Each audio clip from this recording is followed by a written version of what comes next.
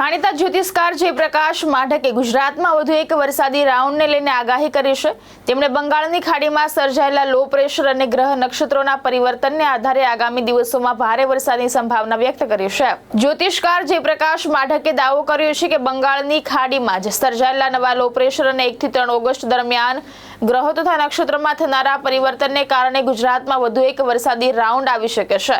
તેમના જણાવ્યા મુજબ 31 જુલાઈથી 3 ઓગસ્ટ વચ્ચે ગુજરાત અને રાજસ્થાનના કેટલાક વિસ્તારોમાં ભારેથી અતિભારે વરસાદની શક્યતા છે। ખાસ કરીને ઉત્તર ગુજરાત અને મધ્ય ગુજરાતના કેટલાક વિસ્તારોમાં અત્યંત ભારે વરસાદ પડી શકે તેવી સંભાવના તેમણે વ્યક્ત કરી છે। રાજસ્થાન અને ગુજરાત ઉપર સક્રિય થયેલા લો પ્રેશરને લીધે હમણાં જે ગુજરાતમાં જોરદાર વરસાદનો રાઉન્ડ ત્રાટક્યો તારીખ 22 થી 27 જુલાઈ વચ્ચે, એ અકલ્પનીય અને રેકોર્ડ બ્રેક વરસાદ આપણે હમણાં જોયો। હજી તો આ ગુજરાત ઉપરથી આ લો પ્રેશર હજી ગયું નથી, ત્યાં બંગાળની ખાડીમાં એક નવા લો પ્રેશરનો જન્મ થયાના શુભ સમાચાર આવી ગયા છે। વળી તારીખ 1 થી 3 ઓગસ્ટ વચ્ચે મહત્વના ગ્રહો મંગળ અને શુક્રનું રાશિ પરિવર્તન થઈ રહ્યું છે અને 3જી તારીખે સૂર્ય આશ્લેષા જેવા જોરદાર નક્ષત્રમાં પ્રવેશ કરી રહ્યો છે।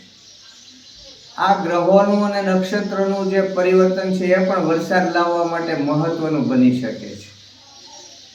બંગાળની ખાડીના ઉત્તર ભાગમાં 25 જુલાઈ અને શનિવારના રોજ જે નવું લો પ્રેશર સર્જાયું છે એનો ટ્રેક જોતા પહેલા તો ઓરિસ્સામાં અને પશ્ચિમ બંગાળમાં ભારેથી અતિ ભારે વરસાદ આવશે। ઓરિસ્સામાં તો 10-12 ઇંચ જેટલો વરસાદ ત્રાટકશે, બંગાળમાં થોડો ઓછો આવશે।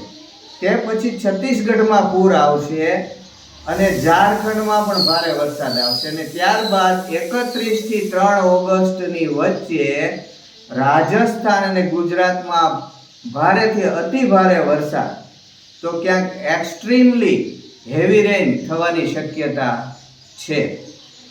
આ સિસ્ટમ 28 જુલાઈ આસપાસ ઉત્તર ઓરિસ્સાના તટ પાસે ક્રોસ કરીને ધીમે ધીમે પશ્ચિમ ઉત્તર પશ્ચિમ દિશા તરફ આગળ વધશે અને ક્રમશઃ છત્તીસગઢને ક્રોસ કરીને મધ્યપ્રદેશમાં પ્રવેશ કરશે। એટલે તારીખ 29 થી 31 જુલાઈમાં મધ્યપ્રદેશમાં ભારેથી અતિ ભારે વરસાદ થશે અને 31 જુલાઈથી 3 ઓગસ્ટની વચ્ચે આ સિસ્ટમ ફરી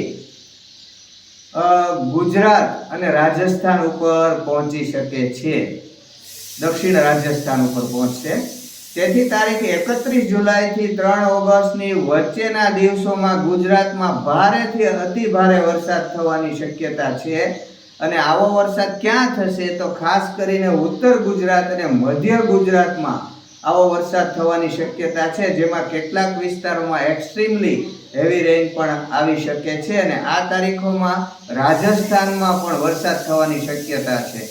જો આ સિસ્ટમના ટ્રેકમાં કોઈ ફેરફાર નહીં થાય તો હજી તો આ રાઉન્ડ પૂરો થયો નથી, ત્યાં ગુજરાતમાં ફરી પાછો વરસાદનો નવો રાઉન્ડ આવે એવી શક્યતા ઊભી થઈ છે।